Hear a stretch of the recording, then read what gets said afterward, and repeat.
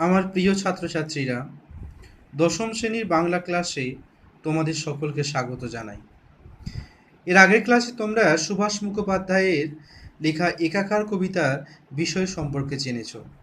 সেখানে দেখেছ কেমন করে হিন্দু এবং মুসলমান অর্থাৎ জাতি, ধর্ম, বর্ণ নির্বিশেষে মানুষের মধ্যে সাম্য, মৈত্রী ও প্রীতির মেলবন্ধন ঘটিয়েছেন কবি। একই রকমভাবে মানুষকে একত্রিত করার স্বপ্নে বিভোর হয়ে যে সমস্ত কবি তাদের কবিতায় একত্রিত হওয়ার স্বপ্নকে আমাদের সামনে তুলে ধরেছেন, তাদের মধ্যে উল্লেখযোগ্য এবং খ্যাতিসম্পন্ন কবি হলেন আধুনিককালের বিখ্যাত কবি কবি জয় গোস্বামী। কবি জয় গোস্বামী হলেন শ্রমজীবী, সর্বহারা, সাধারণ, খেটে খাওয়া মানুষের প্রতিনিধি স্থানীয় এক কবি।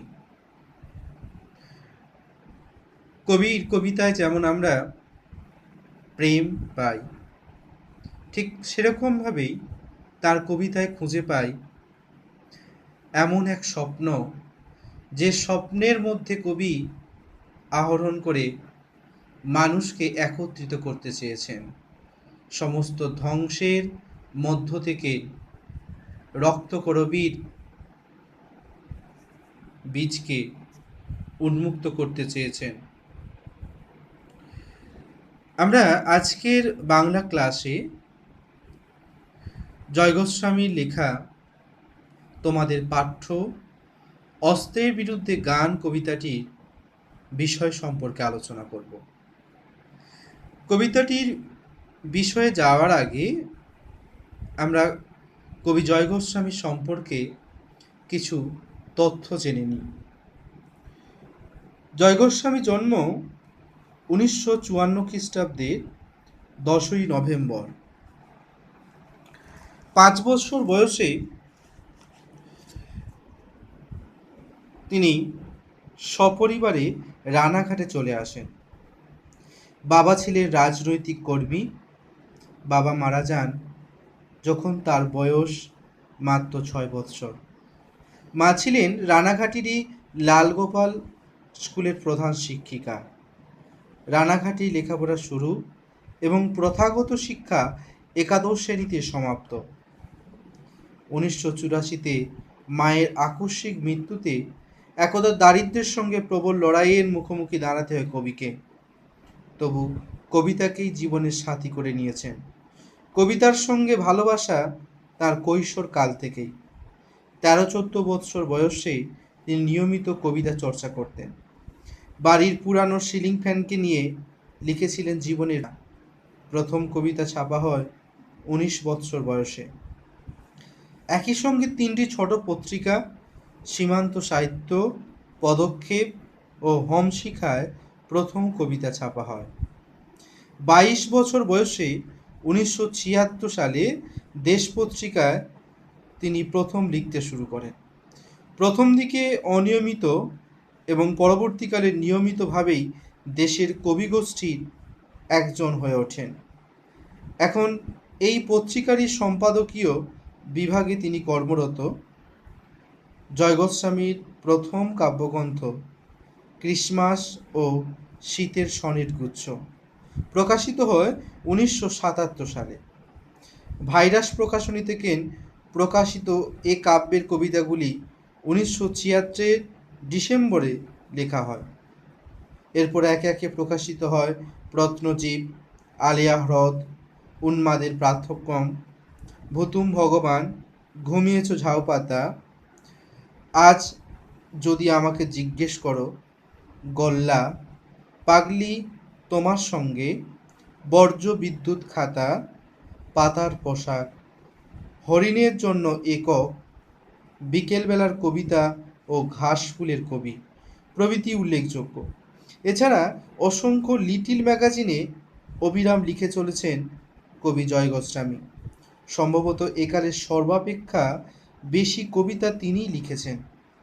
কবি জীবনের স্বীকৃতি হিসাবে পেয়েছেন আনন্দ পুরস্কার 1990-এ ঝাউপাতা কাব্যগ্রন্থের জন্য।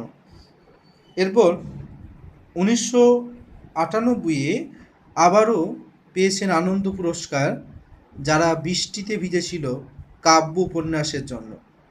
বাংলা একাডেমি পুরস্কার পেয়েছেন 1997-এ বর্জ্যবিদ্যুৎ ভর্তি খাতা কাব্যগ্রন্থের জন্য।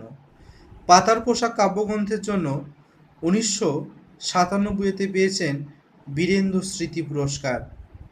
ভারত সরকারের পক্ষ থেকে সাহিত্য একাডেমি পুরস্কার দিয়ে তাকে সম্মান জানানো হয় 2000 সালে। তার পাগলি তোমার সঙ্গে এই কাব্যগ্রন্থের জন্য। এছাড়া আইওয়া আন্তর্জাতিক লেখক শিবিরেও আমন্ত্রিত কবি হিসাবে যোগদান করেছেন। 2001 ও 2011-তে পেয়েছেন Michael Madhusudan Dutta Memorial award.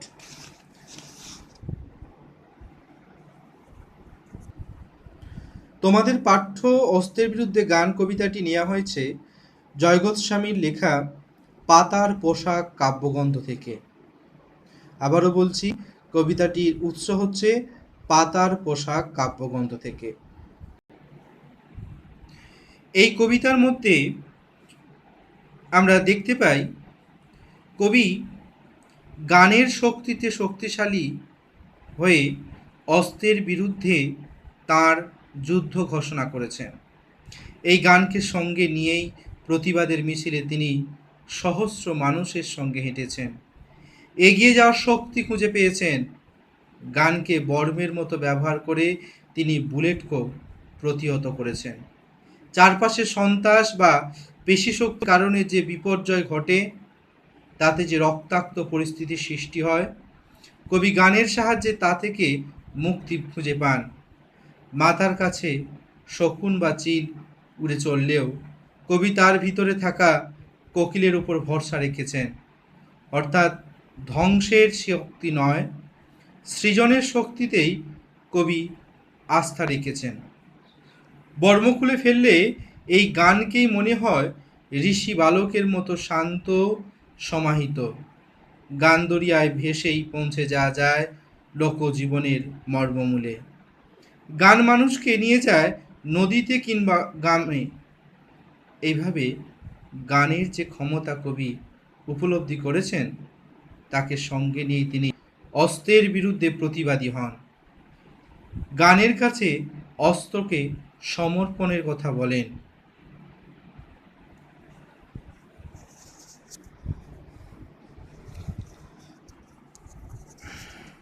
অর্থাৎ কবিতায় কবির মূল ভাবনা হলো ধ্বংস নয়, সৃষ্টির সৃজনশীলতার মধ্য দিয়েই মনুষ্যত্বের পূর্ণ বিকাশ ঘটে। তাই কবি সমস্ত ধ্বংস স্তূপের মধ্য থেকে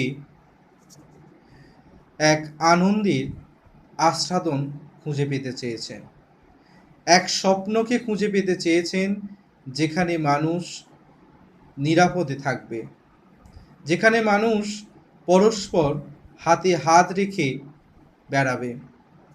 সেই একত্রিত সংঘবদ্ধ মানুষের যে শক্তি, সেই শক্তিকেই কবি এই অস্ত্রের বিরুদ্ধে গানটায় দেখিয়েছেন। অস্ত্র হচ্ছে ধ্বংসের প্রতীক, আর গান হচ্ছে জীবনের সজীবতার প্রতীক বা প্রেলবতার প্রতীক। এই গান হলো জীবনের গান, মনুষ্যত্বের গান, মানবিকতার গান। আসলে কবি মানবিকতায় বিশ্বাসী ছিলেন, তাই মানবিকতায় বিশ্বাসী কবি গানের মধ্য দিয়েই তিনি এই সমাজ, এই সভ্যতাকে একত্রিত করতে চেয়েছেন। মানুষের মধ্যে পারস্পরিক দ্বেষ, হিংসাকে ভুলিয়ে দিয়ে এক শান্তির বাতাবরণ তৈরি করতে চেয়েছেন। আজকে আমরা কবিতার বিষয় সম্পর্কে আলোচনা করলাম। পরবর্তী ক্লাসে আমরা কবিতার প্রতিটি লাইন ধরে কবিতার মূল অর্থ এবং কবির মূল অভিপ্রায় সম্পর্কে আলোচনা করব। ধন্যবাদ, সকলে ভালো থেকো।